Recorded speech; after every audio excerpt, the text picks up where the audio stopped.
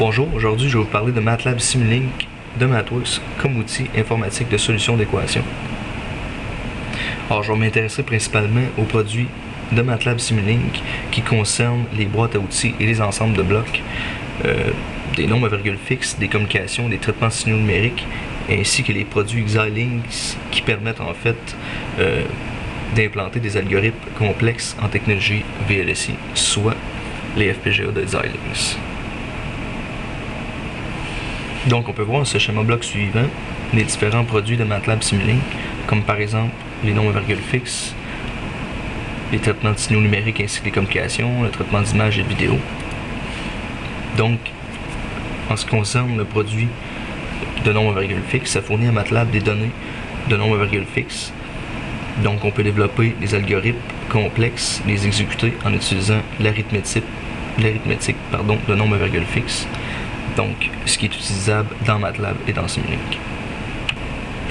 Donc, tout d'abord, un nombre à virgule fixe, c'est un nombre représenté de façon binaire qui contient en fait un certain nombre de bits pour la quantification, comme par exemple 8 bits, la position du point. Ces nombres-là peuvent être exprimés de façon signée ou non signée, en complément A1 ou complément A2.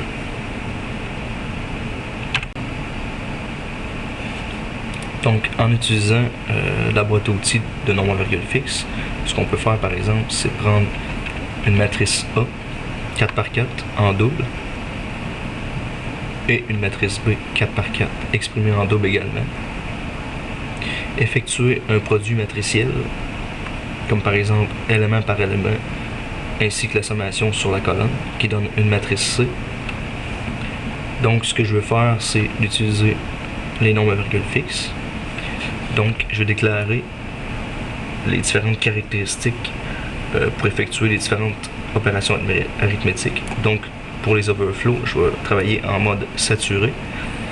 Ainsi que pour les produits, les additions, je vais utiliser 8 bits. Donc, le résultat de l'addition ou de la multiplication sera exprimé sur 8 bits avec une précision de 4 bits après le point.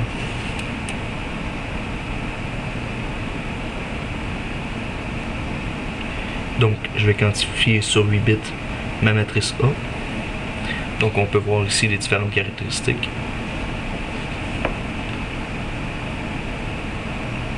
Je vais faire la même chose pour la matrice B. Donc, je vais obtenir la matrice C quantifiée en utilisant l'arithmétique de nombre à virgule fixe.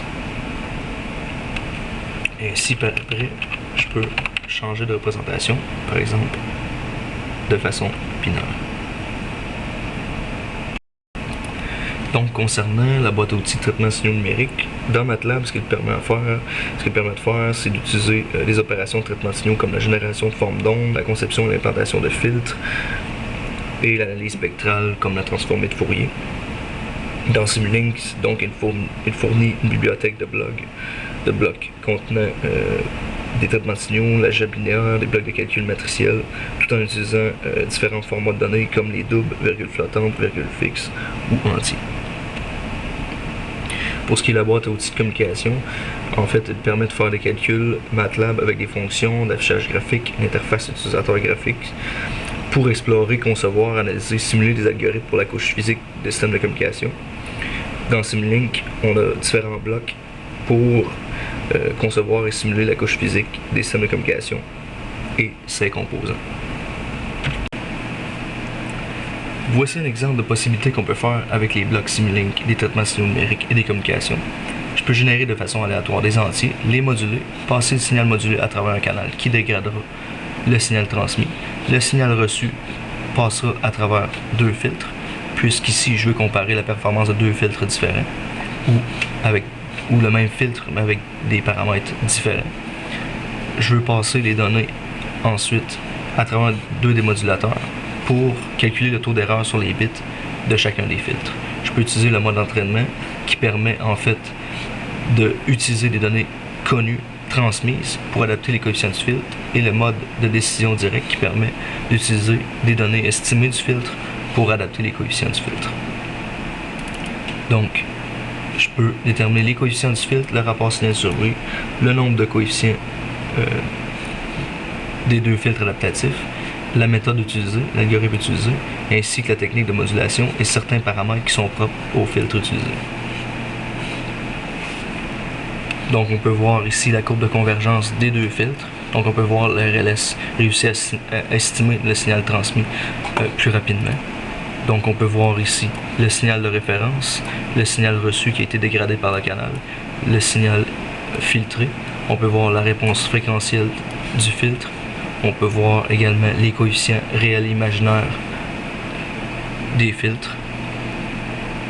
Et on peut analyser de façon plus approfondie à l'aide de Minimum Square Error Cost Function pour le LMS et le RLS. Donc on peut voir que les 2 coefficients optimaux ont été déterminés après un certain nombre d'itérations pour le LMS, alors que pour le RLS, on peut voir que le filtre converge très rapidement pour trouver les 2 coefficients optimaux. Bon, maintenant, juste un aperçu des différentes bibliothèques qui ont été utilisées dans l'exemple précédent. Par exemple, comme l'ensemble de blocs des communications, on peut voir, donc on y retrouve différents modèles de canaux, comme multiples trajets, bruit blanc gaussien.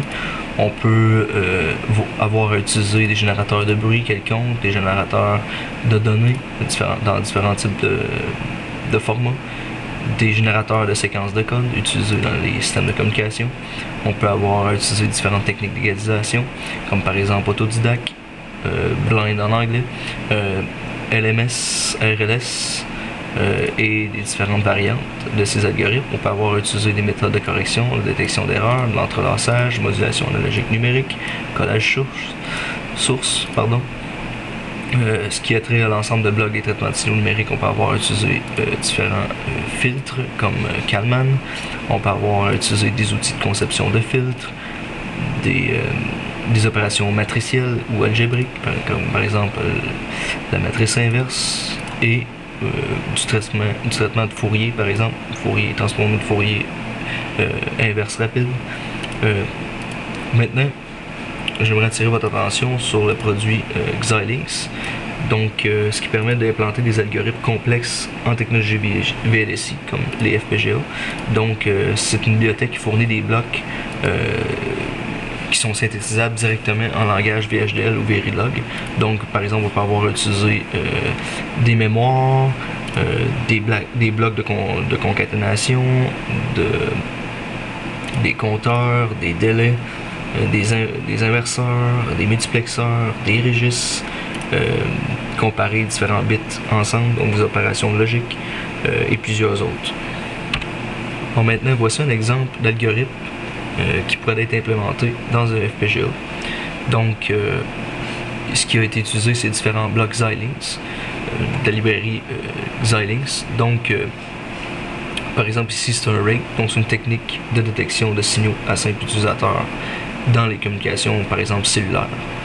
Donc, le rake il peut être modélisé avec différents blocs, comme des registres, des additionneurs, des multiplieurs.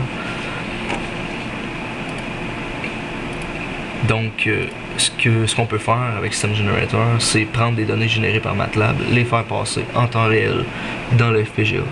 Le FPGA fait les calculs et nous les retourne dans MATLAB, donc pour faire une analyse des résultats du FPGA.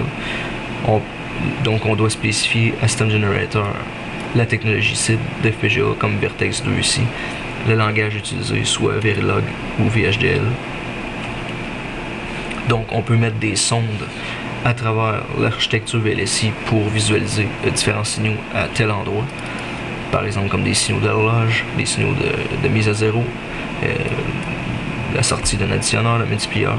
Et System Generator fournit un bloc d'estimateur de ressources. Donc oui, on peut évaluer la performance de l'algorithme par rapport aux résultats à la sortie du FPGA, mais on peut avoir aussi à déterminer la complexité de l'algorithme en visualisant le nombre de ressources, donc la quantité de ressources qui est utilisée dans le FPGA.